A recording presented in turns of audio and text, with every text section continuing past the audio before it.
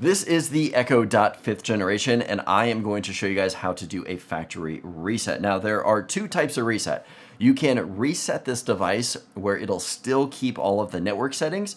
So maybe there's something going on with it and you want to just get it into setup mode, which is going to clear everything, but then keep it within your environment. Or there's a full-on factory reset.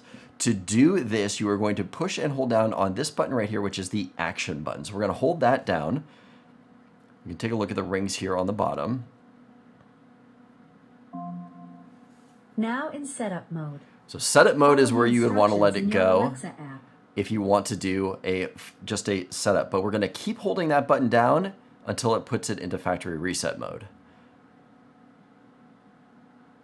Resetting your device. This'll take about a minute. I'll let you know when it's done. Perfect. So now it is in factory reset mode. If you see here at the bottom, it is flashing orange and it takes about a minute for it to come back up. But if you need to factory reset your device, that is how you are going to do it.